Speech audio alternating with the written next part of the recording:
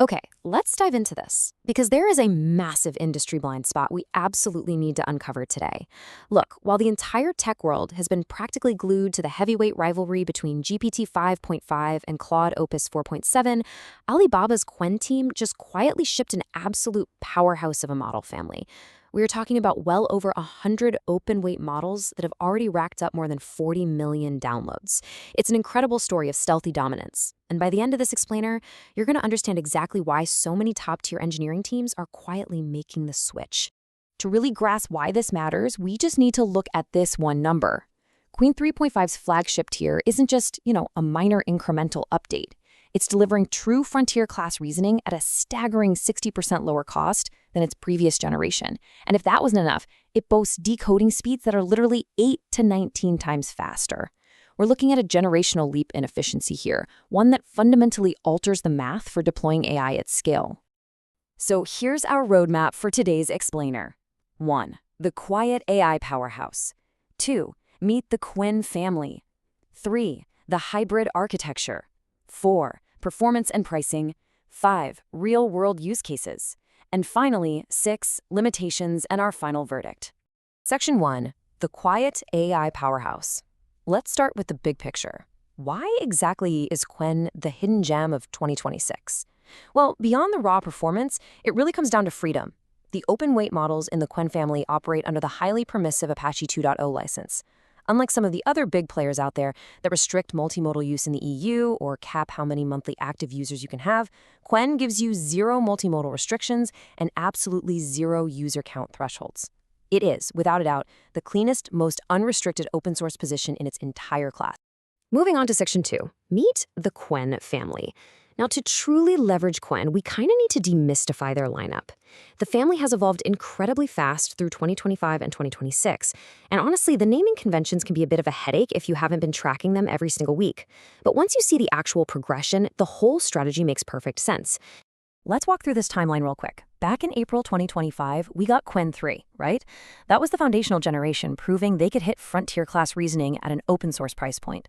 Then, in February 2026, boom, the massive leap. Qwen 3.5 dropped, bringing a major architectural upgrade. And that brings us to the rollout between March and April 2026, hitting the current frontier with Qwen 3.6. This includes models like their proprietary Qwen 3.6 Plus and a wildly optimized 27 billion parameter open-weight model. Section 3, the hybrid architecture. That jump from version 3 to 3.5, that wasn't just a minor tweak under the hood. It was a fundamental rewiring of how the AI actually thinks. And this brings us to the core technical breakthrough that makes Qwen's insane speed and cost even possible. A breakthrough that, frankly, most of the mainstream AI press completely missed. Now, what's really interesting about this concept is how Qwen tackles the biggest headache in modern AI, which is memory bloat. Think of traditional AI like someone hoarding sticky notes until their desk just completely collapses. When you feed a long document into a standard model, its memory, what we call the KV cache, grows endlessly with every single word. Qwen 3.5 fixed this by replacing some of those traditional layers with what they call a hybrid gated delta net. It's a linear attention mechanism that maintains a fixed size memory state. So in plain English, the memory footprint stays strictly bounded, no matter how ridiculously long your document or conversation gets. Putting these two side by side makes the business impact super clear. Traditional self-attention forces you to deal with a growing KV cache, which quickly becomes just prohibitively expensive for long contexts. Gated delta net, on the other hand, gives you a fixed memory state. And the direct result of this bounded footprint is significantly faster, massively cheaper inference, which is absolutely crucial when you're dealing with huge documents or complex, long-running agentic conversations. And it gets better with the newest generation. Qwen 3.6 introduces a feature called thinking preservation. So imagine a long, multi-turn workflow, like an AI coding agent going back and forth with you on a tricky bug. Older models would waste so much time and money constantly regenerating the reasoning context from scratch every single turn. Thinking preservation stops that dead in its tracks. It actually retains the reasoning traces across turns, cutting out all that redundant generation and slashing your costs even further. Section 4, performance and pricing. Okay, architecture is super fascinating, but let's shift our focus to the hard data. We've got to prove this immense value through actual benchmark dominance and what I can really only describe as totally disruptive economics. And this brilliantly illustrates exactly what we're talking about. We're looking at Terminal Bench 2.0, which measures autonomous agentic coding. The proprietary hosted Qwen 3.6 Plus scores a 61.6, actively beating Claude Opus 4.5. But you want to know what's even more impressive? The relatively small 27 billion parameter open weight model Qwen 3.6 to 27b scores a 59.3, perfectly tying with Claude Opus. That is a tiny, self-hostable model punching way, way above its weight class. Then we look over at OmniDoc Bench, which is all about document understanding and extraction. Qwen 3.6 Plus hits a phenomenal 91.2.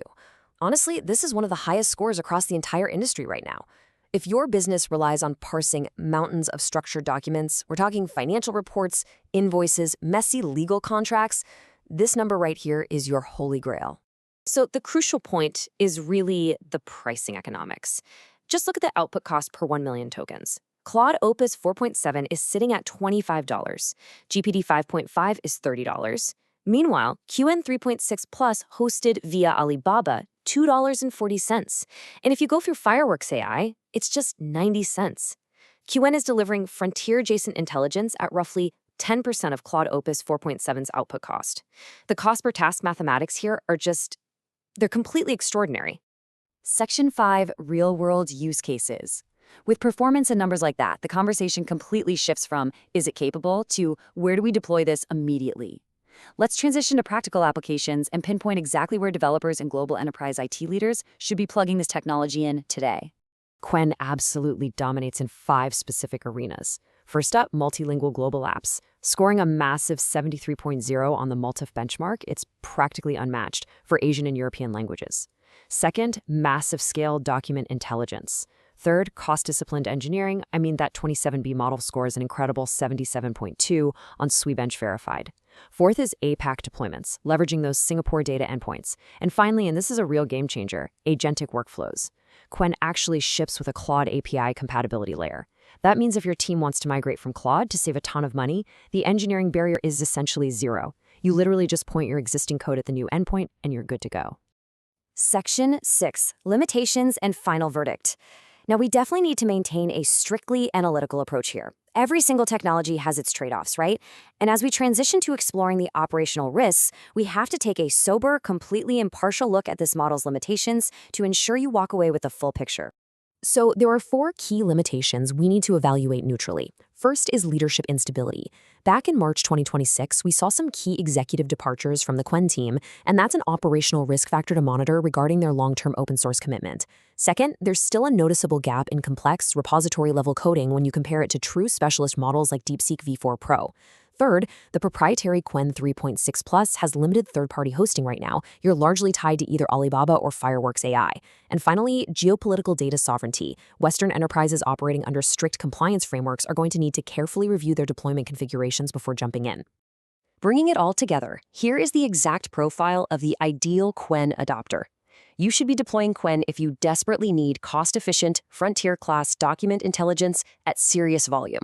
It's the definitive choice for teams building multilingual global applications.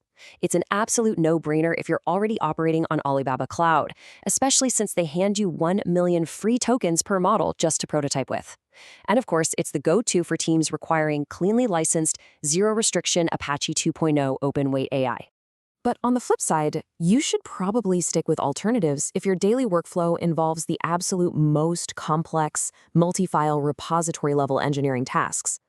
For that, Claude Opus 4.7 and DeepSeek V4 Pro still firmly hold the crown. You should also look elsewhere, perhaps to Llama 4, if your enterprise strategy mandates multi-cloud hosted inference across AWS, Azure, and GCP, or if your organizational risk profile prevents you from weathering any potential shifts in long-term open source continuity. We are rapidly entering an era where raw capability alone is no longer the only metric that matters. Cost discipline and global applicability are firmly taking the front seat. So I want to leave you with this to chew on. How will the shift towards cost-disciplined, incredibly multilingual open-weight models reshape your own global AI deployment strategy? Take a hard look at your current output costs. Look at Qwen's numbers and ask yourself, are you ready for the hybrid architecture era? Until next time, keep exploring.